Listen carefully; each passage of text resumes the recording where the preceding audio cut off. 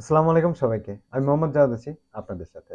আজকের এই ভিডিওতে আমি আলোচনা করব পাইথনের খুবই বেসিক তবে খুবই ইম্পোর্টেন্ট টপিক। সেটা হচ্ছে পাইথনের সিনট্যাক্স এন্ড স্টেটমেন্ট। আমি বুঝতে পারতেছি বলতে পারেন যে পাইথন এটা তো সবচেয়ে ইজি।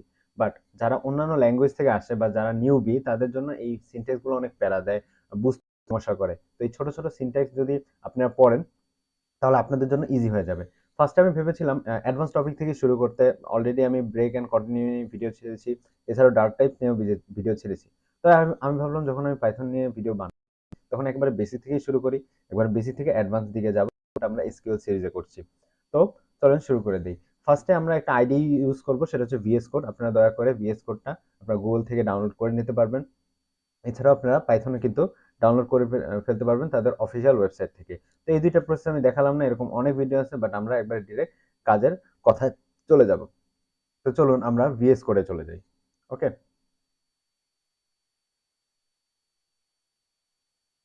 তো ফার্স্টে যদি আমরা ভিএস কোডে চলে আসি, দেখতে পাচ্ছেন এরকম একটা ইন্টারফেস কিন্তু ফার্স্টেই শো করবে। আমি একটি ফাইল ওপেন করে রেখেছি, প্র্যাকটিস পাইথন নামের ফাইলটা। আপনারা দেখতে পাচ্ছেন উপরে এই সাইডটাতে এই যে বারটা রয়েছে, এই বারটাতে এখানে আমি একটা ফাইল ক্রিয়েট করব, পাইথন ফাইল। তো আমরা এই যে এখানে প্লাস প্লাস ফাইল আইকনে বা নিউ ফাইল আইকনে ক্লিক করব।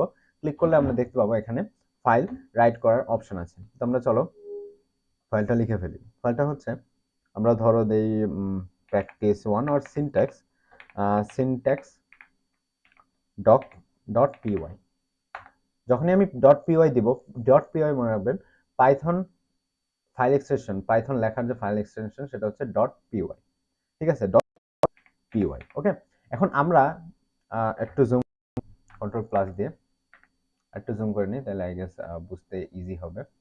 এই যে ডট পিওয়াই, এটা হচ্ছে পাইথন এক্সটেনশন। আমরা যেমন ছবির ক্ষেত্রে আমরা ডট পিএনজি লিখি, ডট জেপিজি, ঠিক সেম ভাবে আমরা ভিডিওর ক্ষেত্রে কি দিই, MP4। তেমনি পাইথন ফাইল যদি আমাদের লিখতে হয় সেক্ষেত্রে পাইথনের যে ডট পিওয়াই এক্সটেনশনটা সেটা আমাকে অবশ্যই দিতে হবে।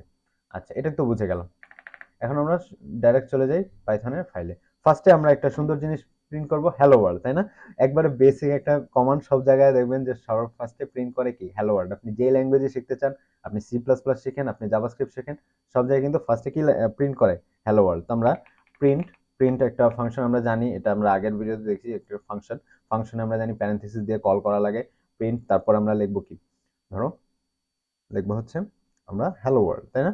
তো অবশ্যই কোটেশনের মধ্যে দিতে হবে, কারণ এটা স্ট্রিং। আমরা জানি স্ট্রিং কিন্তু সবসময় ডাবল কোটেশন বা সিঙ্গেল কোটেশনের মধ্যে দিতে হয়। তো চলো হ্যালো ওয়ার্ল্ড লিখে ফেলি, hello world.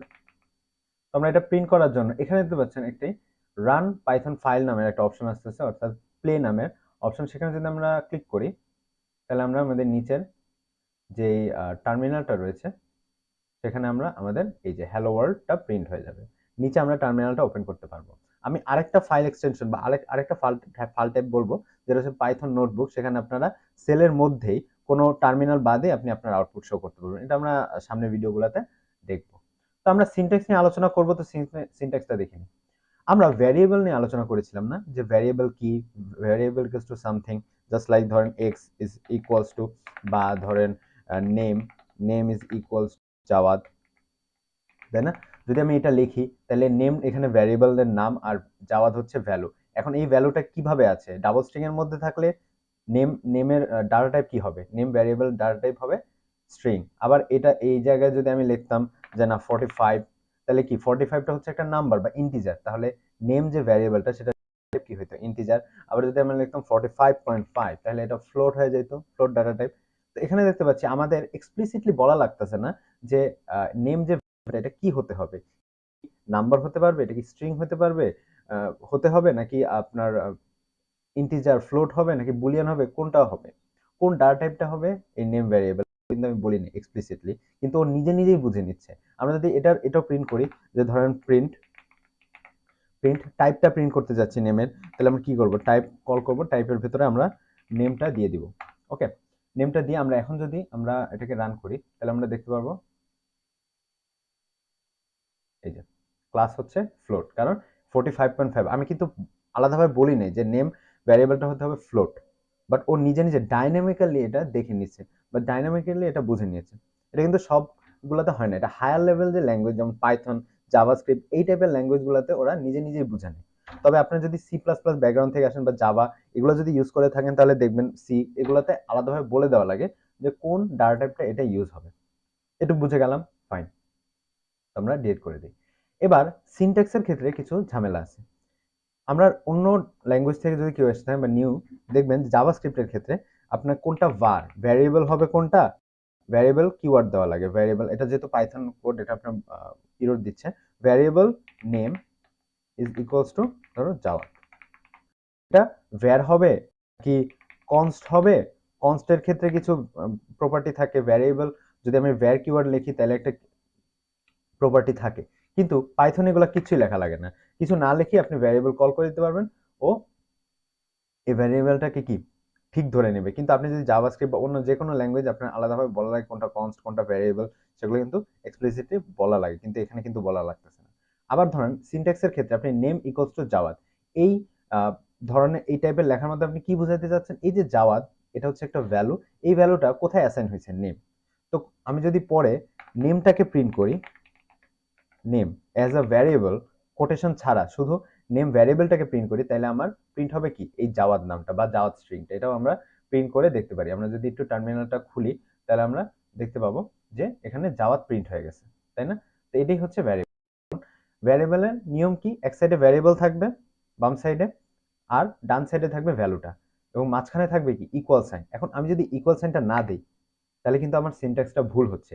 What is syntax? Syntax হচ্ছে আমরা ইংলিশে যেমন গ্রামার ভুল করলে কি সেন্টেন্স ভুল হয়, আমাদের পুরো ওয়ার্ড মিনিং যদি ভুল হয়, ভোকাবুলারি যদি ভুল হয়, স্পেলিং এ যদি ভুল হয়, যেভাবে আমাদের সেন্টেন্সটা ভুল হয়, ওয়ার্ডটা ভুল হয়, ঠিক সেম ভাবে কোডিং এ বা প্রোগ্রামিং ল্যাঙ্গুয়েজে তাদের নিজস্ব কিছু সিনট্যাক্স থাকে, নিজস্ব কিছু নিয়ম থাকে। আমাদের বাংলা ল্যাঙ্গুয়েজ, ইংলিশ ল্যাঙ্গুয়েজ যেমন আলাদা আলাদা আলাদা নিয়ম, তেমনি প্রতিটা ল্যাঙ্গুয়েজে মোটামুটি সিনট্যাক্সগুলো ডিফার করে। আপনি যদি ওইটার নিয়মে না লিখেন তাহলে আপনাকে সিনট্যাক্স এরর কিন্তু দিবে। ঠিক আছে? তো এই যে এরর দিচ্ছিল, এখন আমি ইকুয়াল দিয়ে দিচ্ছি, এখন আর কোনো এরর নাই। এরর কিভাবে দেয় দেখেন, ইকুয়াল দিয়ে নিয়ে তো এখানে বলে দিচ্ছে যে statement must be separated by new line or semicolon.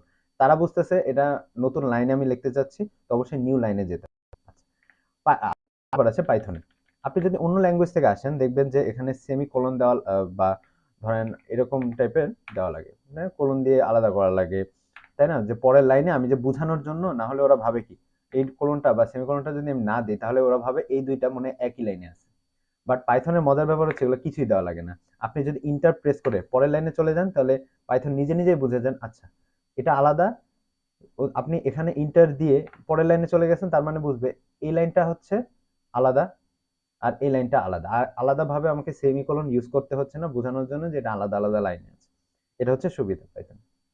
আচ্ছা, তো সিনট্যাক্স নিয়ে তো আমরা অনেক ঘাটাঘাটি করলাম। এখন একটা ইন্টারেস্টিং জিনিস হচ্ছে ইন্ডেন্টেশন বা ব্লক। আমরা অন্য ল্যাঙ্গুয়েজে বা আমাদের নতুন যারা রয়েছেন তাদের জন্য বলে দিই, ইফ, এই যে আমরা ইফ একটা লিখতেছি, if 5 is greater than 3, obviously 5 greater than 3। তো যদি 5 গ্রেটার দেন 3 হয় বা এই যে শর্তটা রয়েছে এই কন্ডিশনটা যদি ট্রু হয় তাহলে এর ভেতরের কোডটা রান হবে। সেক্ষেত্রে পাইথনের ক্ষেত্রে জাস্ট আপনি যদি কোলনের পর, হ্যাঁ, কোলনের পর এন্টার হিট করেন দেখবেন বাম সাইডে কিছু স্পেস নিয়ে গেছে, চারটা ক্যারেক্টারের একটা স্পেস নিছে। তারপরে এখানে আমি লিখতে পারবো প্রিন্ট, লিখবো 5 ইজ গ্রেটার দেন 3। ওকে, এখন আমি যদি এটা রান করি কি আসবে বলেন তো, ইফ 5 ইজ গ্রেটার দেন 3, অর্থাৎ আমরা কন্ডিশন নিয়ে আলাদা ক্লাস করব। 5 গ্রেটার দেন 3 এটা স্টেটমেন্টটা, এটা একটা স্টেটমেন্টটা কি ট্রু না ফলস? ট্রু হলে তার ভেতরকার যে কোড, তার ব্লকের ভেতরের কোডটা রান হবে। তাহলে এর ব্লকের ভেতরে এই যে কোলনের পর দেখতে পাচ্ছেন ইন্ডেন্টেশন দিয়ে বোঝানো হচ্ছে যে এই ব্লকের ভেতরে হচ্ছে এই প্রিন্টটা, অর্থাৎ এই ব্লকে যদি এটা রাইট হয়, অর্থাৎ এখানে if 3 is 5 is greater than 3, তাহলে এর ব্লকের ভেতর হচ্ছে এইটা, এই প্রিন্ট স্টেটমেন্টটা এটার ভেতরে। এটা কিভাবে বুঝাইতেছে পাইথন, এই যে ইন্ডেন্টেশনের মাধ্যমে চারটা স্পেস দিয়ে ভেতরের দিকে বুঝাইলে, তাহলে এই স্টেটমেন্টের ভেতরে হচ্ছে এটা। তাহলে আমরা রান দেখি, আমরা যদি রান করি তাহলে দেখতে পাবো কি প্রিন্ট করতেছে হচ্ছে এই যে 5 ইজ গ্রেটার দেন 3, তার মানে এর ভেতরের কোডটা রান হয়ে গেছে। এখন আমি যদি এই ইন্ডেন্টেশনটা না দিই তাহলে কি হবে দেখুন, এই ইন্ডেন্টেশনটা দিলাম না, দেখেন অলরেডি এরর দেখাচ্ছে। অর্থাৎ ইফ ব্লকের ভেতরে এই প্রিন্ট স্টেটমেন্টটা এটা যদি আমার বোঝাতে হয় তাহলে আমাকে অবশ্যই একটা ট্যাব হিট করতে হবে। ট্যাব হিট করলে দেখবেন ইন্ডেন্টেশনটা নিয়ে নিয়েছে। 4 ক্যারেক্টারের ইন্ডেন্টেশন নিয়ে নিয়েছে এবং এখন বোঝা যাচ্ছে যে না, এই যে প্রিন্ট স্টেটমেন্টটা রয়েছে, এই প্রিন্ট স্টেটমেন্টটা হচ্ছে ইফ ব্লকের মধ্যে। আবার যদি আপনি এলস কেসে লিখতে চান, কন্ডিশন নিয়ে আমি আলাদা ক্লাস নেব, এলস কিন্তু এটা, এলস এর পর আবার কোলন দিতে হয়, কোলন দিয়ে আবার যদি আপনি ইন্টার হিট করেন, দেখেন আবার ইন্ডেন্টেশন হিট করতেছে, অর্থাৎ এলস ব্লকের মধ্যে এটা, আর ইফ ব্লকের মধ্যে হচ্ছে এটা। ইফ 5 ইজ গ্রেটার দেন 3 তাহলে এটা প্রিন্ট হবে। আর যদি এমন এই স্টেটমেন্টটা ফলস হয়, এই স্টেটমেন্ট যেটা 5 ইজ গ্রেটার দেন 3 এটা যদি ফলস হয়, তাহলে এলস কেসে চলে যাবে। এলস কেসে গেলে এলস কেসের ক্ষেত্রে কোনটা প্রিন্ট হবে সেটা আমি এই ইন্ডেন্টেশনের পরে গিয়ে লিখবো। ধরো যে প্রিন্ট আমি দিতে চাচ্ছি স্টেটমেন্ট ইজ রং, ঠিক আছে, এটা দিতে চাচ্ছি, তাহলে আমি দেখি কোনটা প্রিন্ট হবে। এখন যদি আমি সাইনটা উল্টিয়ে দিই, ধরো এটা, তাহলে এই স্টেটমেন্টটা কি সঠিক? 5 কি 3 এর চেয়ে ছোট? না, তাহলে এলস কেসে চলে যাবে। এলস কেসে গেলে কলনের নিচে দেখা যাচ্ছে ইন্ডেন্টেশন সহ প্রিন্ট স্টেটমেন্ট ইজ রং দেওয়া হয়েছে, তাহলে এটা প্রিন্ট হবে। আমরা দেখি আমাদের এক্সপেক্টেড আউটপুট আসে কিনা। তাহলে এখানে দেখতে পাচ্ছি yes, statement is wrong print হয়েছে। তাই গেস বুঝে গেছেন? ওকে, এটাই হচ্ছে ইন্ডেন্টেশনের প্যারা। আমরা যখন কন্ডিশন নিয়ে বলবো বা ব্লক নিয়ে আলোচনা করব, কোনটা বিভিন্ন স্কোপ রয়েছে, ভ্যারিয়েবল স্কোপ রয়েছে, এগুলো নিয়ে আলোচনা করব, যখন আমরা লুপ নিয়ে আলোচনা করব সেখানে আমরা ইন ডিটেলসে আরো ভালোভাবে লুপ নিয়ে বা আপনার ইন্ডেন্টেশন নিয়ে বুঝতে পারবো। এখন আরেকটা ব্যাপার হচ্ছে, লাস্ট আমরা এই ভিডিওতে যে টপিকটা নিয়ে আলোচনা করব সেটা হচ্ছে কমেন্টস। ধরেন আমরা একটা ফাংশন লিখতেছি বা একটা ভ্যারিয়েবল দিতেছি, ধরো নেম, যেটা আমরা দিচ্ছি ধরো শুভ, শুভ নামের একটা ভ্যারিয়েবলে আমরা নেম ভ্যারিয়েবলে আমরা শুভ দিয়েছি। আচ্ছা, এখন এই যে জিনিসটা এটা কি করতেছে, এই লাইনটার মানে কি সেটা অনেকেই বুঝতে পারতেছে না। ধরো এই লাইনটার মানে অনেকে বুঝতে পারতেছে না, বা আমরা যদি আমাদের আগের যে কোডটা রয়েছে, ধরো এই যে এই কোডটা, হ্যাঁ, এই যে কন্ডিশন, এটা অনেকেই বুঝতে পারতেছে না, নতুন সে পাইথনে বা প্রোগ্রামিং নতুন, এই লাইনগুলো দ্বারা সে কি বুঝাইতেছে এটা বুঝতে পারতেছে না। তো আপনি কোডে লিখে বুঝাতে চান, আপনি শুধু কোড বেসটা দিয়ে দিতে চান যাতে ও নিজে নিজে বুঝে নেয়। এখন ও তো এটা বুঝতে পারতেছে না ইফ ব্লকে কি হচ্ছে, এলস কেসে কি হচ্ছে, তাইলে আপনি তখন কমেন্ট, উপরে একটা কমেন্ট যুক্ত করে দিতে পারেন যে এই কন্ডিশন বা এই ব্লকের মাধ্যমে এটা বোঝানো হচ্ছে যে যদি 5 3-এর চেয়ে ছোট হয়, এই যে যদি, আপনি সোজা ইংলিশে লিখে দিতে পারেন যে যদি 5 3-এর চেয়ে ছোট হয় তাহলে এটা প্রিন্ট হবে, আর যদি এমনটা না হয়, স্টেটমেন্টটা রং হয়, তাহলে এটা প্রিন্ট হবে। তাহলে আমরা কমেন্ট কিভাবে লিখবো? কমেন্ট লিখতে হলে আমাকে হ্যাশ লিখতে হবে। আমরা জানি হ্যাশ কিভাবে লেখে। এখন আপনি হ্যাশ 2টা দিতে পারেন, 3টা দিতে পারেন, হোয়াটএভার, কোনো ব্যাপার না। আপনি এভাবে হ্যাশ অ্যাড করে দিতে পারেন পুরো ব্লকটার উপরে, কন্ডিশনারটার উপরে। তারপরে লিখতে পারেন চেকিং, এখানে কি হচ্ছে? চেকিং হচ্ছে। যখনই আপনি এটা লিখবেন, এটা কিন্তু আপনার এক্সিকিউট হবে না, মাথায় রাখবেন এই জিনিসটা কিন্তু কি এক্সিকিউট হবে না। তাহলে এক্সিকিউট না হলে সেটা আর আপনাকে ইররও দিবে না, কারণ আপনি যখনই হ্যাশ যুক্ত করবেন শুরুতে, তখন বুঝে নিবে যে আচ্ছা এটা তো কমেন্ট, কমেন্ট আমাকে এক্সিকিউট করা যাবে না, এটা পাইথন নিজে নিজে বুঝে নেয়।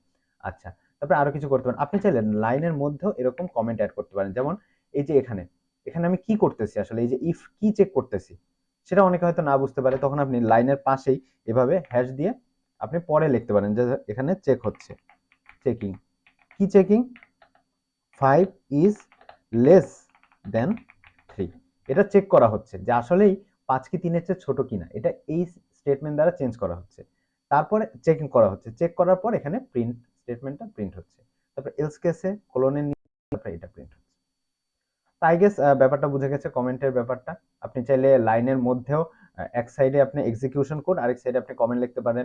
আবার এই কমেন্টটা চাইলে আপনি উপরেও লিখতে পারেন, উপরে কোনো লাইনে, যাতে আসলে বোঝা যায় আসলে এই কোডটা, এই কোড বেসের এই পার্টটা কি করতেছে, কি কাজ করতেছে। আপনি যদি কাউকে বুঝাতে চান, আপনি টিমমেটকে বুঝাতে চান, তাহলে আপনি এটা প্রিন্ট করে দিতে পারবেন, বা এইভাবে আপনি কমেন্টটা লিখে দিতে পারবেন। কমেন্ট কিন্তু অনেক ইম্পর্টেন্ট, ঠিক আছে?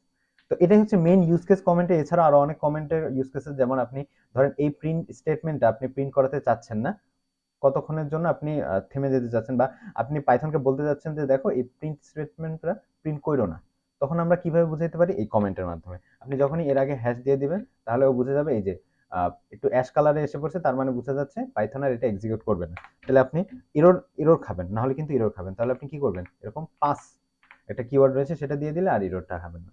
তো এইসব নিয়ে আরো সামনে আমরা ইন ডিটেলস আলোচনা করবো। আমরা যেহেতু আবার বেসিক থেকে শুরু করেছি পাইথনে, আরো অ্যাডভান্স পর্যায়ে আমরা যাব। সো এই ছিল আজকের ভিডিও। ভালো থাকবেন, সুস্থ থাকবেন, দোয়া করবেন যাতে আরো ভালো ভালো ইন্টারেস্টিং, আরো ইউজফুল ভিডিও আমি আনতে পারি। সাবস্ক্রাইব করে পাশে থাকুন, লাইক কমেন্ট করেও পাশেই থাকুন আমাদের, ঠিক আছে? Thank you so much. আল্লাহ হাফেজ, see you again, good bye.